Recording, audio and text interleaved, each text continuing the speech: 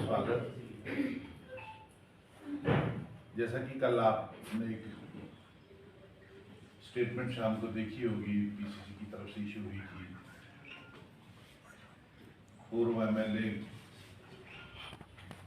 पछाड़ कॉन्स्टिट्यूंसी से गंगूराम मुसाफिर जी, उनकी कांग्रेस में वापसी हुई है या नहीं हुई है, इसके ऊपर क्लैरिफिकेशन हमारे ऑफिस से गया। थोड़ा सा उसमें कंफ्यूजन हुआ था। गंगूराम मुसाफिर जी ने वापसी के लिए अनकंडीशनल अपॉलॉजी करके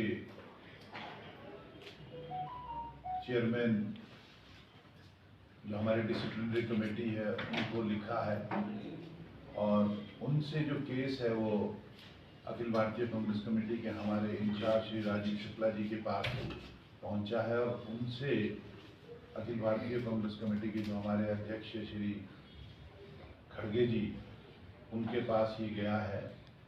अभी वहां से उनकी वापसी की हमें, जिसको कहते हैं फॉर्मल क्लियरेंस, अभी तक नहीं आई है, क्योंकि वो यहाँ पर परसों पीसीसी के ऑफिस में अपने सपोर्टर्स के साथ, अपने लोगों के साथ आए। शिमला पार्लियामेंट की यहाँ पर मीटिंग हो रही थी। उस मीटिंग में बीच में ही आकर के यहाँ पे कैसा वो माहौल बन गया या बनाया या हुआ कि जिससे ये लगा कि वो उनकी कांग्रेस में वापसी हो गई है।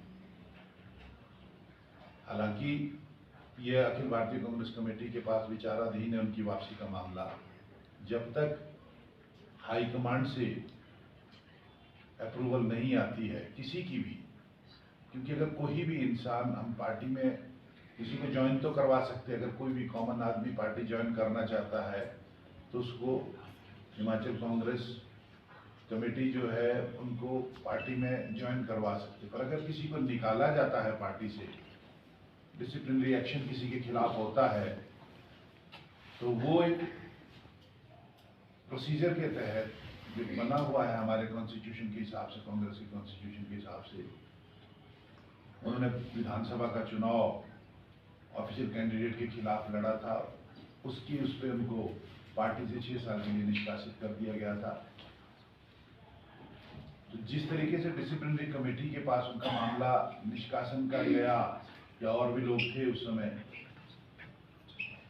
उसके बाद वो अखिल भारतीय कांग्रेस कमेटी के संज्ञान में गया, तो वहां से उनका निष्कासन हुआ। तो वापसी का भी वही रूट है, वही तरीका होता है कि डिसिप्लिनरी कमेटी को पहले जाएगा, उसके बाद अखिल भारतीय कांग्रेस कमेटी में हमारे इंचार्ज, और उसके बाद जो हाईकमांड है उसको वो गुण और दोष के आधार पर उनकी रिक्वेस्ट को कंसीडर करके वापसी करते हैं। तो ये थोड़ा सा क्लैरिफिकेशन हमने कल रात को भी आपको दी थी, बहुत लोगों के फोन भी आए। हम ये आपको बताना चाहते थे कि अभी ये विचाराधीन है उनका वापसी का मामला अखिल भारतीय कांग्रेस कमेटी के पास। और हालांकि उनका यहाँ से पीसीसी की तरफ से रिकमेंड हुआ है, और डिसिप्लिनरी कमेटी की चेयरमैन के पास भी गया है, उन्होंने भी वो दिल्ली भेज दिया है, और अगले आने वाले कुछ समय में उसके ऊपर फैसला आना है। तो यही हमारा ये आज मेरा आपको बोलने का था। किन्हीं जी इस पे ये जानना चाहेंगे, जो प्रदेश अध्यक्ष है उन्होंने उनका स्वागत किया, मीडिया को ऑफिशियल बाइट देके कहा कि he has come back home. तो क्या कांग्रेस पार्टी के जो प्रदेश अध्यक्ष है उनको जानकारी नहीं थी, या उनको कॉन्फिडेंस में नहीं लिया गया, या उनको ज्ञात नहीं होता है कि इसका प्रोसीजर क्या है? नहीं, उनको अंदाजा था। उन्होंने जैसे तरीके से उन्होंने ये भी कहा था मुसाफिर साहब को कि आप यहाँ आकर के, आपका कोई यहाँ पे ढोल नगारों के साथ आपने आकर के यहाँ कुछ करना है। उनको कहा था कि वापसी के लिए, अब यहाँ से तो पीसीसी ने रिकमेंड कर दिया था उनको, पर वो डिसिप्लिनरी कमेटी और उसके बाद का आगे का जो प्रोसीजर है उसके बीच में ये चीज़ थी। तो ये हो सकता है कि पूरी चीज़ का अंदाजा ना रहा, और मुसाफिर साहब को ऐसा कुछ नहीं कि उनको कोई यहाँ से कोई लेटर इशू हुआ है परसों पीसीसी की तरफ से। अब वैसे तो स्वागत कांग्रेस पार्टी के मुख्यालयों में सबका होता है, कोई बहुत लोग आते हैं, सबका स्वागत होता है। तो ये बीच की छोटी सी बात थी वो क्लैरिफाई हो गई है। पर ऐसा नहीं है कि उनको वापसी के लिए उनका केस को जो है वो रिकमेंड किया गया है, और वो जो प्रोसीजरल वर्क है वो चल रहा है, ड्यू प्रोसीजर। जिस तरीके से किसी को एंटी पार्टी एक्टिविटीज के तहत निकाला जाता है, वापसी का भी वही तरीका होता है। वो सारी चीजें डिसिप्लिनरी कमेटी देख करके फिर आके रिकमेंड करती है कि whether this case is suit for वापसी और नॉट, तो वो भेज दिया गया है। और अब जो प्रेरोगेटिव अखिल भारतीय कांग्रेस कमेटी का वो तो उन्हीं का ही है, उसी के आधार पे आने वाले मुझे लगता है कुछ। सर कब भेजना है सर आपने ये तो जा चुका है, तो नॉर्मल प्रोसीजर होता है। पहले भी गया था, जैसे आपने जगजीवन पाल जी और एक दो लोग और भी पहले पार्टी में आए हैं, तो उनका भी था, उनका पहले चला गया था, वो वहीं से फिर दिल्ली से ही उसका इश्यू होती है नोटिफिकेशन, दिल्ली ने ही उनको वापस दिया था। अब ये भी हैं, इनका भी गया है। पर पहले आपको किसी ने भी पार्टी में वापस आना है, जो निकाले गए होते हैं, तो उनको एक प्रोसीजर के तहत प्रोसीजरल वर्क तो आपको करना पड़ेगा ना। क्या अपराध है गुनगुनाम मुसाफिर के मामले को लेकर, क्या वहाँ के स्थानीय नेताओं की तरफ से आपत्ति है? और थोड़ा यहाँ पर ये भी देखा जा सकता है, भाजपा जो है किसी एक व्यक्ति को भी अपनी पार्टी में शामिल कर रही है, लेकिन यहाँ पर तो वो दल बल के साथ आए थे। नहीं देखिए, और मुख्यमंत्री के साथ उन्होंने मंच साझा किया और मुख्यमंत्री ने उनका स्वागत भी किया।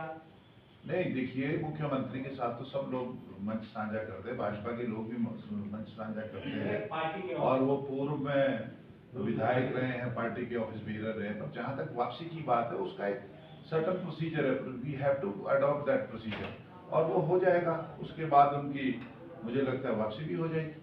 चुनाव के समय इस प्रकार का घटनाक्रम देखने को मिलता है तो लगता नहीं नुकसान हो सकता है? नहीं जी नहीं, ये चीजें चलती रहती है। अब ऐसा है, दोनों इसके दो पहलुएं होती है।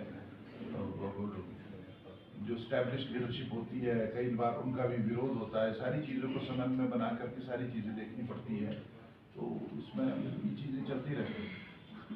इंदर जी, जो पेंडिंग टिकट्स हैं बाई इलेक्शन और 2 पार्लियामेंट्री सेगमेंट को लेकर, वो कब तक फाइनल होंगी? और प्रदेश में जो कैंपेन है बिग लीडर्स कब तक आएंगे? क्या प्लानिंग है इन डेज टू कम? देखिए, जो हमारी विधानसभा की 6 टिकट्स की बात है, और 2 जो पेंडिंग हमारे लोकसभा के है, आई होप कि इसी वीक के एंड तक वो सारे टिकट जो है वो डिक्लेयर हो जाएंगे। और उसके बाद जो है कैंपेन का भी स्टार्ट हो जाएगा। स्टार कैंपेनर्स भी हिमाचल में आएंगे, क्योंकि वही बात है कि 5वें चरण में यहाँ चुनाव है, तो उसको मद्देनजर रखते हुए जो कैंपेन है वो जिनमें दूसरे तीसरे चौथे चरण का चुनाव चल रहा है वहाँ पर है। उसके बाद यहाँ के लिए भी पूरा खाका जो है वो पार्टी का बना हुआ है, और हमें लगता है कि इसी हफ्ते के अंत तक जो है हमारे सारे कैंडिडेट जो है वो मैदान में होंगे, क्योंकि 7 मई के बाद नॉमिनेशन स्टार्ट होने हैं। जो उसका प्रोसीजर है वो तो 7 मई के बाद होना, तो उससे पहले सारे क्लियर हो जाएंगे। इंदर जी, बीजेपी कह रही है कि हम 415 पार करेंगे, लेकिन कांग्रेस के लिए 40 के लिए भी जद्दोजहद जारी है, लड़ाई जारी है, क्या कहेंगे? नहीं, किस बात की 40 के लिए जद्दोजहद जारी है जी? बीजेपी तो कुछ भी कहें, बीजेपी के कहने से हमें कोई फर्क नहीं पड़ता। बीजेपी तो कुछ भी कहे, और कहने के वो मास्टर हैं, लोगों को गुमराह करने की वो महारत है उन्होंने हासिल कर रखी है। तो कांग्रेस पार्टी तो पूरे तरीके से जो है पूरे देश के अंदर चुनाव लड़ रही है, हिमाचल में भी लड़ रही है, और हमारे ऊपर बाई इलेक्शन तो थोपे गए हैं, उसको भी हम लड़ रहे हैं, और पार्लियामेंट में भी हमारा अच्छा आपके सामने रिकॉर्ड रहेगा। आप देखेंगे जब 4 जून को रिजल्ट आएगा, तो हम यहाँ पे हम उम्मीद कर रहे हैं कि हम 4 सीटें जो हिमाचल की जीतेंगे। चिंता जी, बिंदल जी का बयान आया है, वो कह रहे प्रदेश में अराजकता का माहौल है, क्या कहेंगे? क्या जी? प्रदेश में अराजकता का माहौल है, क्या कहेंगे आप? बिंदल जी का बयान है, आज ही बयान है। कौन सी अराजकता बिंदल जी को दिख रही है यहाँ पर? कौन सी लूटपाट हो रही है यहाँ पर? क्या यहाँ पे दंगा फसाद हो रहा है? अराजकता का मतलब क्या होता है? बिंदल जी तो कुछ भी कहें, बिंदल जी के ऊपर क्या बोलेंगे, उनके ऊपर बोलने लगेंगे तो पूरा आपका समय ही उसमें चला जाएगा। उनको तो बड़ा सोच समझ के बातें बोलनी चाहिए। इतना शांति प्रिय प्रदेश है, देवी देवताओं की भूमि है, अगर यहाँ पे आप अराजकता की बात कर रहे हैं, तो जहाँ पे असलियत में अराजकता होती है तो वहाँ क्या बोलेंगे आप? अब उनको तो हर चीज में कांग्रेस की सरकार क्यों चल रही है, काम क्यों हो रहे हैं, लोग क्यों खुश हैं, इस बात की दुख हो रहा है बीजेपी को और भूपेंद्र जी को। सर किसी और की भी घर वापसी हो रही है, किसी और की भी घर वापसी हो रही है।